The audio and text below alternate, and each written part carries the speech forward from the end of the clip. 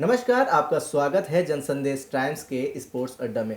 हम बात करेंगे इंडिया वर्सेस साउथ अफ्रीका के 3 टेस्ट सीरीज़ के पहले मैच की। और आज इंडिया ने अच्छी शुरुआत करी है। हमारे साथ मौजूद है स्पोर्ट्स जर्नलिस्ट सूरज शुक्ला, आपका स्वागत है।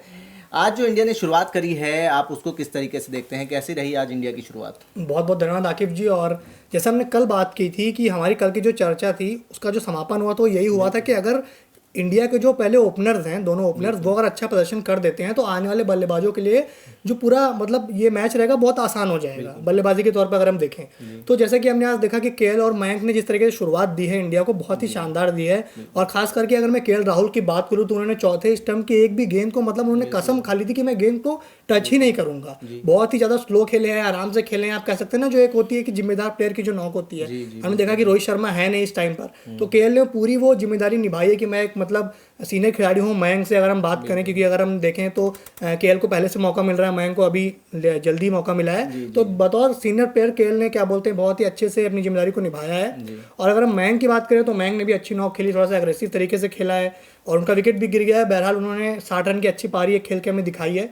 तो आप इसको किस तरीके से देखते हैं? केएल राहुल पे कल आप बात भी कर रहे थे, मुझे याद है आप उनके स्टांस को लेकर बात कर रहे थे। तो आपको क्या लगा, कुछ बदलाव लगा या फिर आपको लगा कि अभी भी वही उनका तरीका है जो खड़े होने का और खेलने का? इंडियन ओपनर्स की अगर बात करें, आज उन्होंने अच्छी बैटिंग करी है। मयंक अग्रवाल ने एग्रेसिव खेला थोड़ा। और बात करें केएल राहुल की, तो केएल राहुल ने आज अच्छी टेक्निक का इस्तेमाल करा है। अगर हम बात करें चौथी स्टंप की जो बॉलें थी, उन्होंने उसको छोड़ा, लीव करा, टाइम स्पेंड करा विकेट पर, तो उसको आसानी हुई केएल राहुल को कि विकेट पर रुके, वो सेट हुए। और लेकिन अपेक्षा हमारी ये थी कि जब इतनी अच्छी साझेदारी हो गई है, इसको और अच्छा डेवलप करना चाहिए था। इनिंग डेवलप हो सकती थी, लेकिन खैर मयंक अग्रवाल आउट हुए और केएल राहुल ने अच्छी इनिंग अभी खेल रहे हैं, उनका खेलना जारी है। लेकिन हमें ज़्यादा निराशा हुई पुजारा से। जिस तरीके से हम कल पुजारा की बात कर रहे थे कि पुजारा को मौका मिलना चाहिए, आप कह रहे थे कि श्रेयस अय्यर को मौका मिलना चाहिए।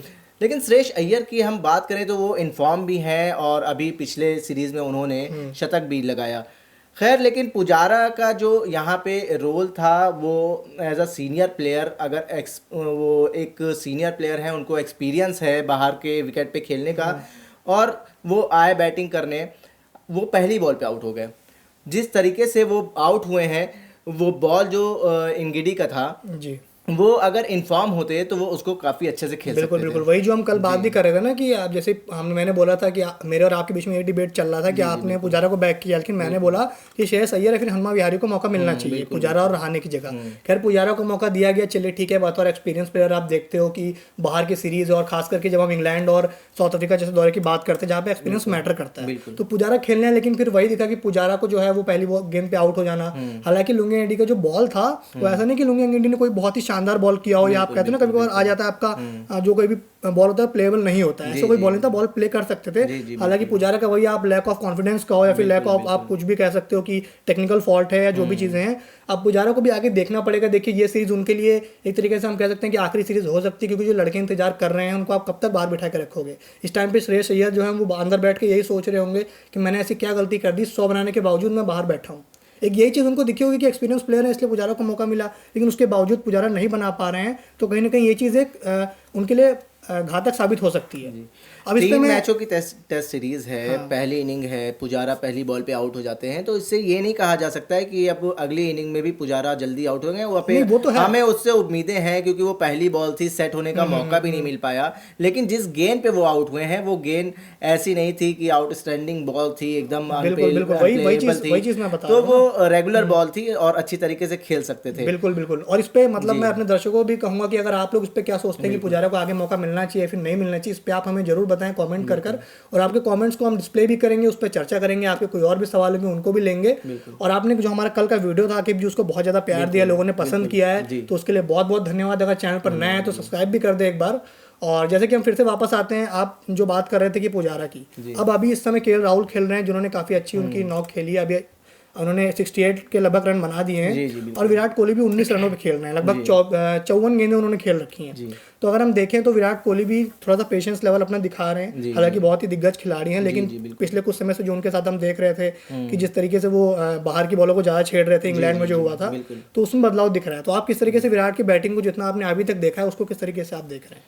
विराट के पास एक अच्छी अपॉर्चुनिटी है क्योंकि उनके ओपनर्स ने अच्छी साझेदारी करके बिल्कुल दी है। बिल्कुल एक अच्छी साझेदारी जब हो जाती है तो निचले क्रम के जो बल्लेबाज होते हैं उनके पास अच्छा मौका होता है विकेट पे टाइम देने का, जिसके बाद वो सेट हो जाएं और सेट होने के बाद एक अच्छी इनिंग डेवलप कर सकें।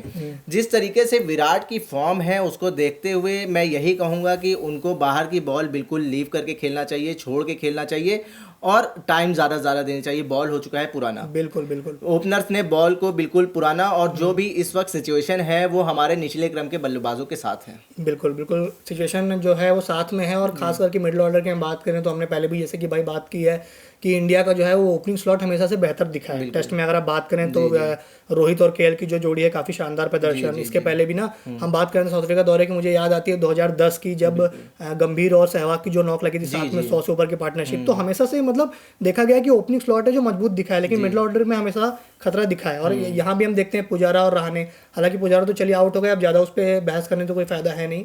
आप लोग भी बताइएगा कमेंट कर। और बाकी जो हम बात करते हैं कि श्रेयस अय्यर जो हैं उनको आगे हम देखने को मिलेंगे, शायद वो आएंगे रहाणे की जगह। तो अब रहाणे अगर यहाँ पे अच्छी नॉक खेल देते हैं, आप कहिए कि रहाणे आके 100 लगा दे, तो फिर चलिए ठीक है, फिर हम कह सकते हैं कि एक्सपीरियंस मैटर किया है, तब आपकी बात सही होगी। मौका अच्छा है, ओपनर्स ने करके दिया है। बॉल पुरानी हो चुकी है बिल्कुल। अब उनके पास जो निचले मिडिल ऑर्डर्स जो इंडिया का है उनके पास अच्छा मौका है कि वो इस मौके को कैच कर सकें और उस पर अच्छा परफॉर्म कर सकें। अगर वो अच्छा परफॉर्म नहीं कर सकते हैं तो वो टीम में रहने के हकदार नहीं होंगे। बिल्कुल। और खास करके हम बात करें सिलेक्शन को आप कैसे देखते हैं? जैसे कल हमने बात की थी कि शार्दुल को मैंने बैक किया था, आपने कहा था ईशान, लेकिन ईशान नहीं खेले। आप देख लीजिए शार्दुल ही खेले। और फैक्टर मुझे लगता है विराट कोहली की वही सोच है कि शार्दुल बैटिंग भी देंगे। तो आप किस तरीके से देख रहे हैं कि इतनी नीचे तक बैटिंग की जरूरत पड़नी चाहिए या फिर ईशांत को ना खिला के गलती हुई है? क्या आप क्या देख रहे हैं? जी, मैंने कल आपसे सूरज जी ये सबसे पहले यही बात हुई थी हमारी कि कौन टीम में रहेगा कौन नहीं रहेगा। ये सबसे बड़ी बात मैंने आपसे बोली थी कि एक्सपीरियंस मैटर करेगा, क्योंकि ये सिचुएशंस जो हैं वो बाहर की पिचों की है, वो एक्सपीरियंस प्लेयर जो होंगे, क्योंकि पुजारा ने काफ़ी टाइम अपना बाहर क्रिकेट खेला है, अब इंडिया के जो टूर गए हैं as comparison to Shreyas Iyer, तो उन्होंने ज़्यादा टूर करे हैं इंडिया के लिए, तो ये इस चीज़ का उनको बेनिफिट मिला, लेकिन बेनिफिट मिला है उसको वो कैच नहीं कर पाए, कैसे वो भुना पाते हैं, वही चीज़ बिल्कुल वो भुना नहीं पाए। बिल्कुल ये सही कहा आपने। जी, तो वही चीज़ हमें देखनी है कि अब कैसे वो भुना पाते हैं। और हालांकि अगर हम बात करें तो जिस तरीके से इंडिया अभी दिख रही है तो काफ़ी सही सॉलिड दिख रही है, क्योंकि साउथ अफ्रीका की गेंदबाजी भी अगर मैं देखूं तो कुछ ज़्यादा मुझे सॉलिड दिखा नहीं।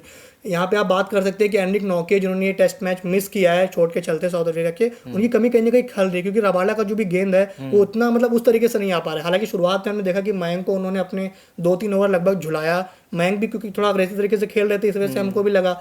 लेकिन उसके अलावा अगर मैं देखूँ तो रबाडा की गेंदबाजी भी कुछ खास नहीं दिखी है, नहीं अंगीडी की दिखी है। तो उस हिसाब से देखा जाए तो थोड़ा सा साउथ अफ्रीका कमजोर भी दिख रही है। लेकिन अब कमजोर तो इसका मतलब ये नहीं कि आप इंडिया की बैटिंग को कम आंकेंगे, बिल्कुल मैं ये नहीं कह रहा हूँ, लेकिन गेंदबाजी जो है साउथ अफ्रीका की थोड़ी सी कमजोर है। कमज़ोर क्या, मैं ये कहूँगा कि उनकी जो गेंदबाजी के ऊपर हमारी बैटिंग हावी हो गई है। हाँ, ये भी कह सकते हो आप। शुरुआत इंडिया ने काफ़ी अच्छी करी है। अगर यहीं पे विकेट इंडिया खो देता तो आप अभी तारीफ कर रहे होते। हाँ, बिल्कुल बिल्कुल। और आज विकेट जो है वो काफ़ी स्लो है, तो ये कहीं ना कहीं ये जो मैच है, ये जो विकेट है हमारे हित में साबित हुआ है। तो इससे हमें अच्छी शुरुआत करने का मौका मिला है। और ऐसी बात नहीं है कि साउथ अफ्रीका के जो बॉलर हैं उन्होंने टप्पे पे बॉल नहीं डाली, उन्होंने बॉल टप्पे पे डाला है, लेकिन उनका दुर्भाग्य है कि उनको विकेट नहीं मिल पाया। बिल्कुल, ये भी एक चीज़ कह सकते हैं, क्योंकि जैसे कि साउथ अफ्रीका के जो बॉलर्स उनको ज़्यादा जी जो उनकी जो रहती है खेलने का जो टेक्निक रहता है कि उनको फास्ट पिचेस मिलती हैं और पूरी ग्रीनिश पिचेस मिलती हैं। लेकिन ये जो पिच है, जो पिच रिपोर्ट मैंने पढ़ी, पिच रिपोर्ट में यही था कि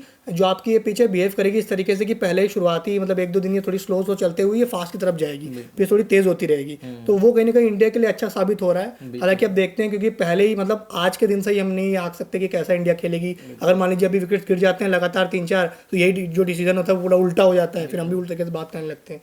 क्रिकेट का खेल ही ऐसा है। तो हालांकि इस पर बातचीत करते रहेंगे, आपसे कल फिर जुड़ेंगे और जो भी आपको सवाल पूछने हैं वो पूछिए, हम बिल्कुल जवाब देने के लिए तैयार हैं। और देखते रहिए जन संदेश टाइम्स का स्पोर्ट्स अड्डा।